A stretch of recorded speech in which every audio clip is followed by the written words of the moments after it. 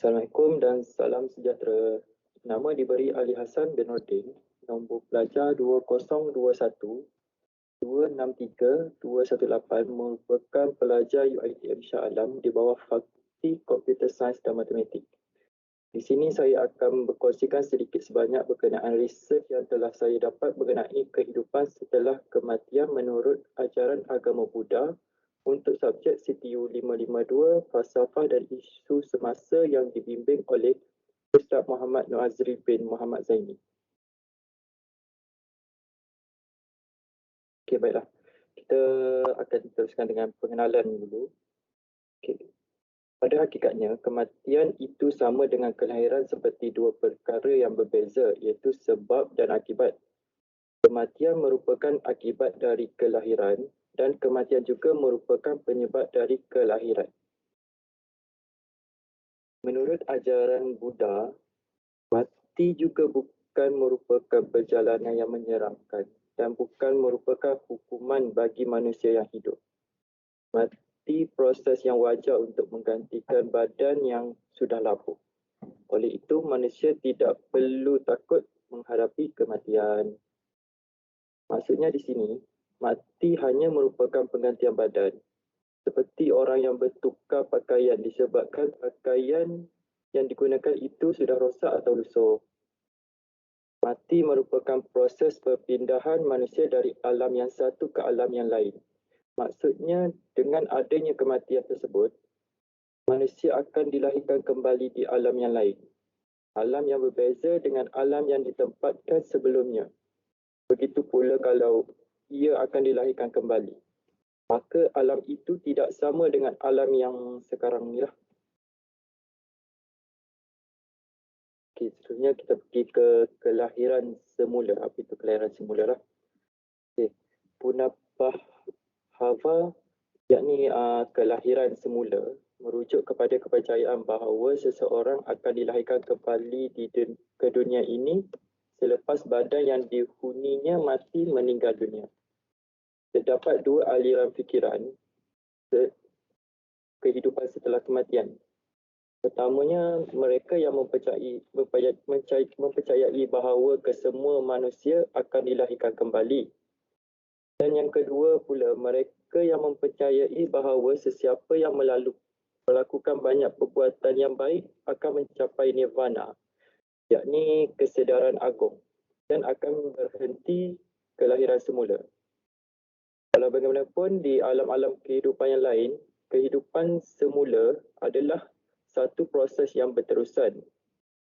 Ajaran Buddha merupakan aliran fikiran yang kedua.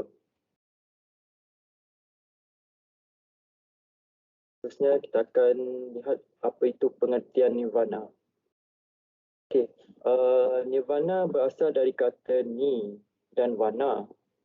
Ni merupakan perkara negatif, manakala vana bermaksud nafsu atau keinginan.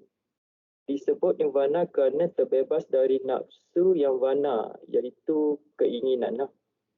Secara literal, nirvana bererti terbebas dari penderitaan. Nirvana dapat diertikan padamnya segala api nafsu, berhentinya segala perasaan, hilangnya segala gangguan. Erti kata lain di sini tercapainya ketenangan dan kedamaian yang sempurna. Nirvana juga merupakan keadaan yang jauh lebih baik dari segala keadaan yang dapat dinikmati di dunia. Dari sudut pandangan metafizik di sini, nirvana merupakan kebebasan dari penderitaan. Dari sudut pandangan psikologi pula, nirvana adalah penghancuran ke atas ketamakan, kebencian dan kebodohan. Jadi secara literalnya, kata nirvana bererti pemadaman atau pendinginan. Apa yang padam itu apinya dan apa yang menjadi dingin bukan musnah. Okey, kita akan tengoklah macam mana pula cara mencapai nirvana menurut ajaran agama Buddha lah. Okey, nirvana yang merupakan tujuan pemeluk agama Buddha ini tidak hanya boleh dicapai pada kehidupan dunia lain atau dunia akan datang. Tetapi dia boleh juga dicapai di alam atau dunia yang sekarang inilah. Sudah tentu yang kita ketahui, pengertian di atas berbeza dengan syurga yang diimpikan oleh pemeluk agama lain yang hanya bisa dicapai setelah kematian. Okay, dalam agama Buddha, nirvana digolongkan menjadi dua perkara. Yang pertama, upadisesa atau sa-upadisesa, iaitu keadaan atau status orang yang mencapai kelepasan atau mencapai nirvana pada ketika orang itu masih hidup. Keduanya pula anabdhisesa, itu pencapaian nirvana setelah orang itu meninggal. Jadi dari dua perkara nirvana tersebut, kemungkinan pencapaiannya boleh dilalui sewaktu masih hidup. So ada pula kemungkinan pencapaiannya sewaktu hampir dengan kematian.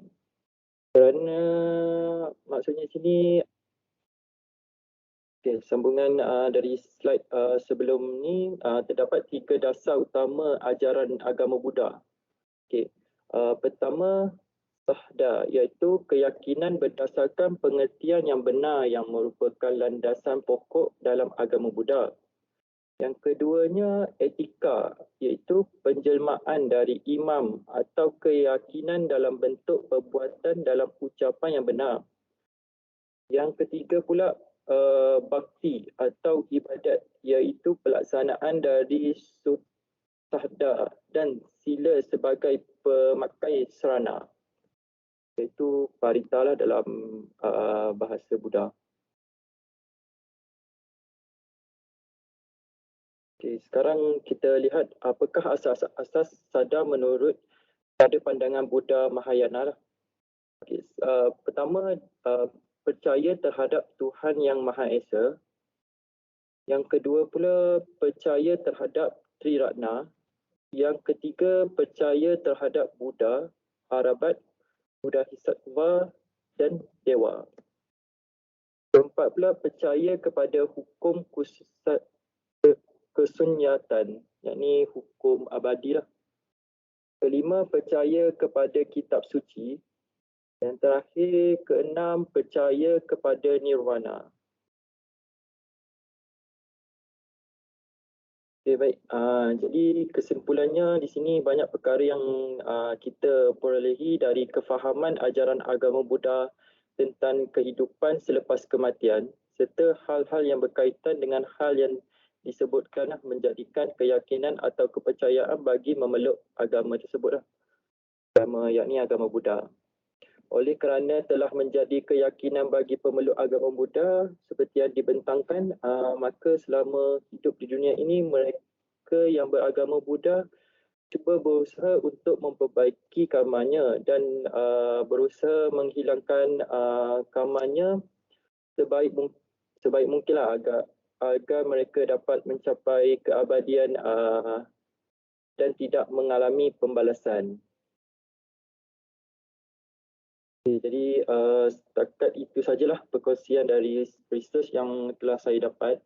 Saya juga berterima kasih kepada pensyarah Ustaz Muhammad Noor Azri, lepas tu kepada keluarga-keluarga serta rakan-rakan yang banyak membantu dalam research ni lah.